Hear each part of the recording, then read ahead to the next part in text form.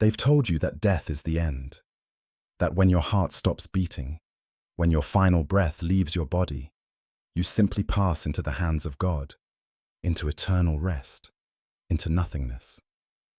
But what if that story, the one whispered in churches, repeated in hospitals, and embedded deep within your subconscious, was never meant to free you? What if it was designed to trap you? The ancient Gnostics, those seekers of hidden wisdom who walked the earth nearly 2,000 years ago, spoke of something far more unsettling than heaven or hell. They warned that at the moment of your death, when your soul leaves the dense matter of flesh and floats into the vast unknown, you are not met by angels. You are not greeted by the loving embrace of the divine. Instead, you are confronted by beings, powerful, cunning, ancient beings known as the Archons, cosmic gatekeepers standing at the threshold between worlds, waiting to intercept your soul. And here's what they buried for centuries. These beings don't just judge you, they interrogate you, they demand answers. They seek to confuse, intimidate, and ultimately redirect your soul back into the wheel of reincarnation, back into the prison of matter, back into the illusion you just escaped. But the Gnostics discovered something extraordinary, something so powerful that it was hidden in secret texts, whispered only to initiates, and coded into symbols that few could understand. They discovered the passwords, the sacred words, the divine names that allow the awakened soul to bypass the Archons entirely and ascend to the true realms of light. You're here right now, reading these words, and that is no accident. Something within you, deeper than thought, older than memory, has been stirring. You are beginning to remember. And what you're about to discover will not only change how you see death, it will change how you live, how you think, and how you prepare for the most important journey your soul will ever take. Because once you understand what truly waits at death's door, and once you learn the secret words that unlock the way forward, you'll realize that you've been preparing for this moment your entire life. In the year 1945, beneath the golden sands of Nag Hammadi, Egypt, a farmer struck his shovel against something hard. Inside a sealed clay jar, hidden for over 1,600 years, were texts that the early church had tried to erase. Among them were the Apocryphon of John, the first apocalypse of James, the hypostasis of the Archons, writings that spoke not of blind faith and obedience, but of knowledge, remembrance, and the perilous journey of the soul after death. These texts painted a picture of reality so radical, so threatening to established power, that entire libraries were burned, teachers were silenced, communities were destroyed. Why? Because the Gnostics dared to say that this world, this physical realm you inhabit, was not created by the true God. It was fashioned by a lesser power, a blind, arrogant entity they called the demiurge, a false creator who believed himself to be the only God. And to maintain control over the souls trapped within his creation, the demiurge stationed his servants, the Archons, at every level of the cosmic order, especially at the gates of death. The Archons are not fallen angels in the way you've been taught. They are not demons with pitchforks and horns. They are rulers of the planetary spheres, governors of the zodiac, keepers of time itself. According to the Gnostics, there are 7 primary Archons aligned with the 7 classical planets: Moon, Mercury, Venus, Sun, Mars, Jupiter, Saturn. Beyond them are 12 Archons tied to the zodiac, and beneath them, 365 lesser Archons governing every single day of the year. Together, they form an invisible bureaucracy, a cosmic machine designed to keep souls cycling endlessly through birth, death, and rebirth. But here's the part they never wanted you to know. The Archons have no power over your divine spark.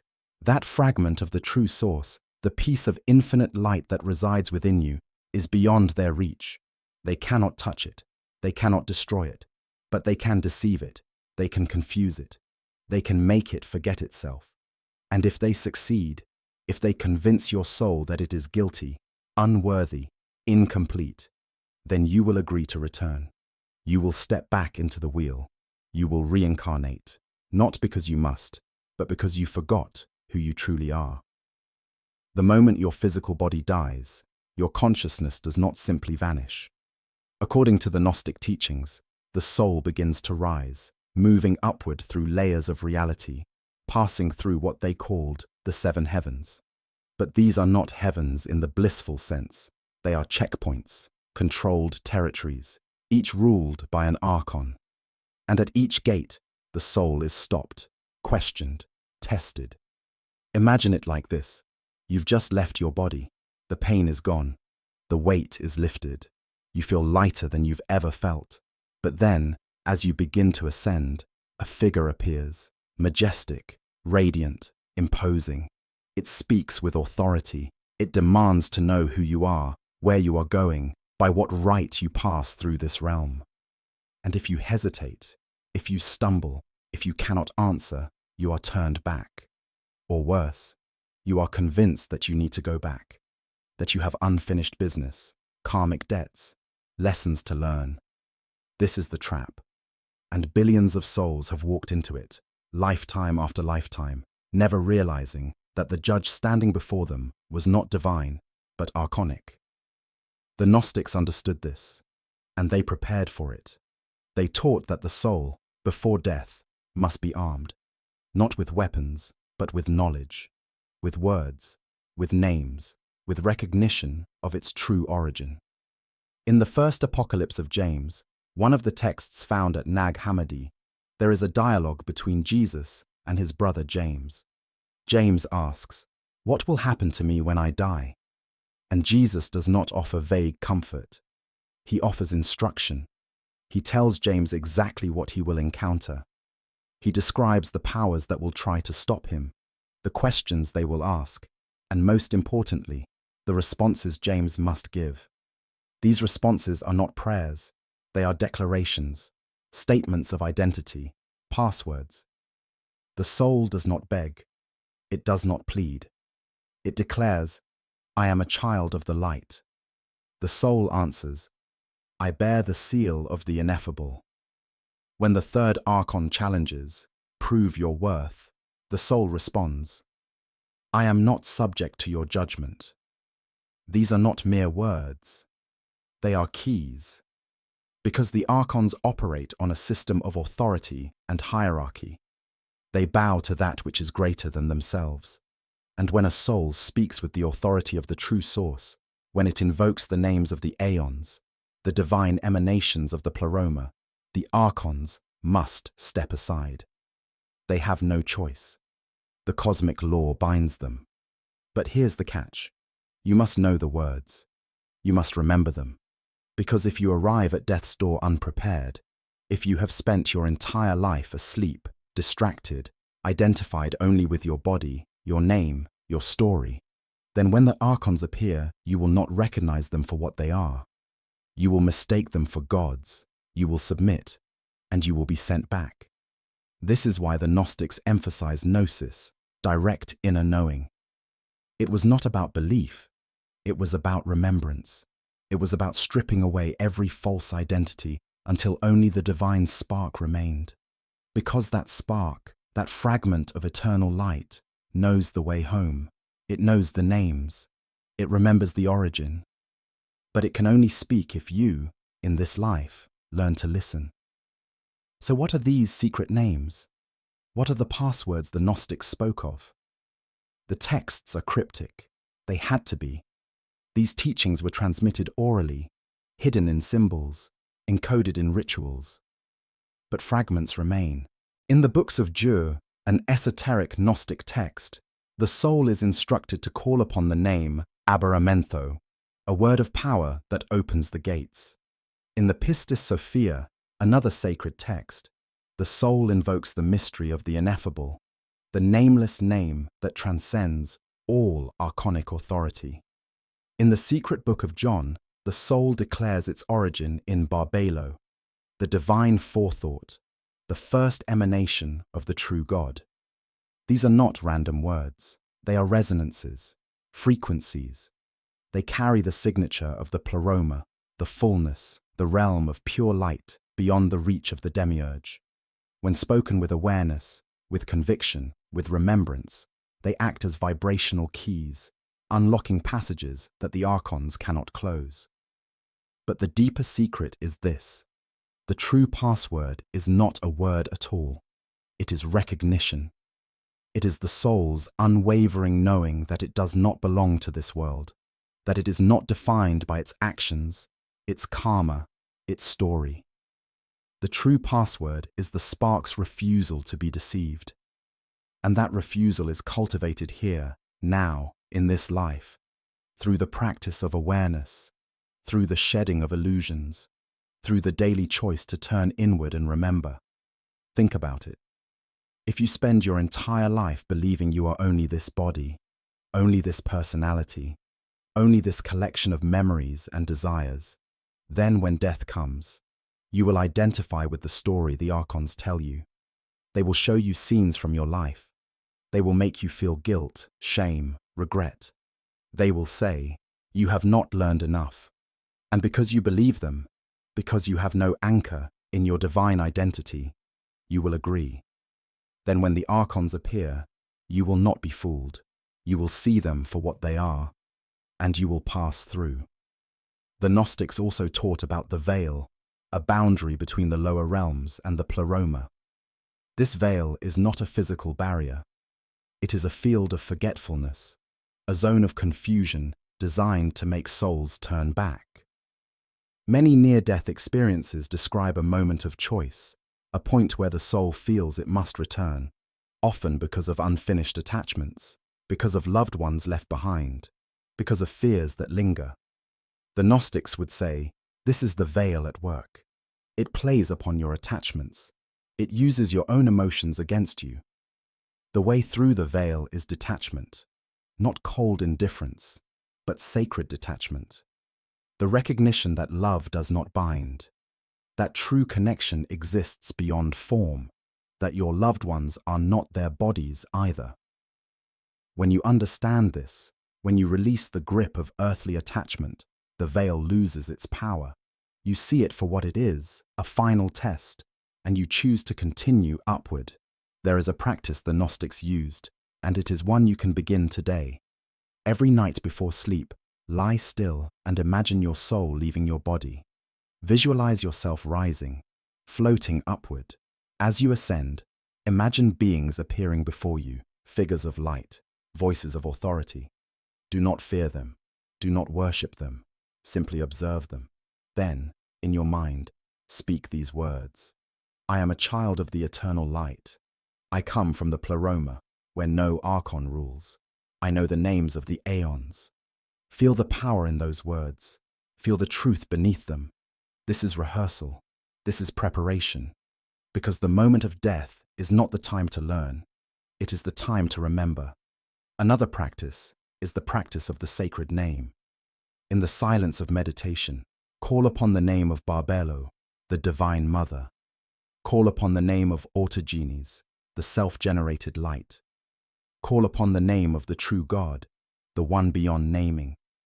Let these names resonate within you. Let them anchor you in the remembrance of your origin. The Archons cannot touch a soul that vibrates at the frequency of the pleroma. And here's something even more profound. The Gnostics taught that the passwords are not given from outside. They are awakened from within, because the divine spark within you already knows the way. It has always known. It is you, the ego, the constructed self, that has forgotten. So the practice is not about learning new information. It is about unlearning the lies. It is about stripping away every false belief until the spark shines through, clear, undeniable, unshakable. This is why the Gnostics were so dangerous to the powers of their time. They taught that you do not need a priest to reach God. You do not need a church to be saved. You do not need to bow before any external authority. You only need to remember. And a soul that remembers cannot be controlled. As you live each day, practice seeing through the illusions. When judgment comes, whether from others or from within, ask, who is judging? The more you practice this discernment now, the sharper it will be when you stand at death's door. The Gnostics also warned of the false light. Many who have near-death experiences describe a brilliant, overwhelming light that draws them forward. And while some lights are genuine, others are traps. The Archons are masters of imitation. They can appear as angels, as loved ones, as gods. The false light dazzles but does not awaken. It seduces but does not liberate. The true light of the pleroma does not demand. It does not manipulate. It simply is. And the soul that knows itself recognizes the difference. How do you tell the difference? The false light creates urgency. It says, "Come now. You must follow." The true light invites. It waits. It respects your sovereignty. The false light makes you feel small, unworthy, in need of redemption. The true light reminds you of your magnitude, your divinity, your eternal nature. Trust your inner knowing. If something feels off, if something feels like a trick, it probably is. There is also the practice of the inner sun.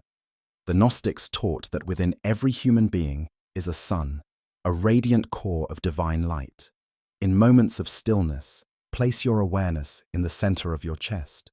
Imagine a golden sun glowing there. Feel its warmth. Feel its power. This is your divine spark. This is the light that cannot be extinguished. When you practice connecting with this inner sun daily, it grows stronger. And when death comes, this inner sun becomes your guide. You do not follow external lights. You become the light. The Archons feed on fear, on confusion, on forgetfulness. So the greatest act of rebellion is to live in clarity, to refuse fear, to choose awareness. Every moment you spend in presence, every moment you withdraw your energy from distraction and return it to your center, you are starving the Archons. You are weakening the grip of the system, and you are preparing yourself for the ultimate journey. Imagine this. You are lying on your deathbed. Your body is failing. Your breath is shallow. But inside, you are calm. You have prepared for this. You have practiced. You know who you are. And as your final breath leaves, as your soul begins to rise, you feel no fear. You see the beings appear, radiant and imposing. They speak with authority, but you do not flinch. You look them in the eye and you declare, "I am a child of the light. I come from beyond your domain. I know the names you cannot speak." And they step aside. The gates open, and you ascend.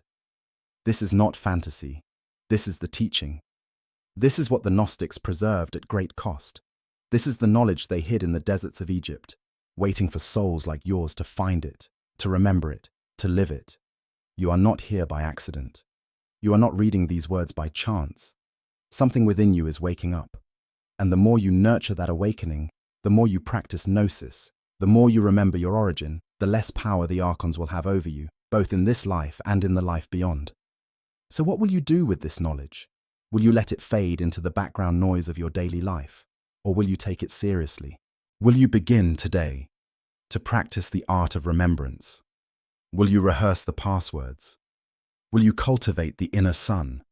Will you learn to discern the false light from the true? Because the moment of death is coming, for all of us. And when it arrives, there will be no second chances. There will be no time to learn. There will only be the test. And only those who have prepared will pass. The Gnostics left you the map. They left you the keys. They left you the words. But they cannot walk the path for you. Only you can do that. And the path begins now, in this breath, in this moment, in the choice to remember. Because death is not the end. It is not the beginning. It is the threshold. And what waits on the other side depends entirely on whether you walk through it asleep or awake. The Archons are waiting. They have always been waiting. But now you know the secret. You know the passwords. You know the names. And when the moment comes, when you stand at death's door, You will not beg. You will not plead. You will declare your truth. You will speak with the authority of the eternal. And the gates will open, not because you earned it, but because you remembered. You remembered who you are. You remembered where you came from. And you remembered the way home. So ask yourself, when that moment arrives, when the Archons appear, when the false light shines, when the voices call, will you remember? Because the answer to that question will determine everything. If you want to continue uncovering the secrets they never wanted you to see, make sure you're subscribed so you don't miss what's coming next. Because the deeper we go, the stranger the truth becomes. And this is only the beginning.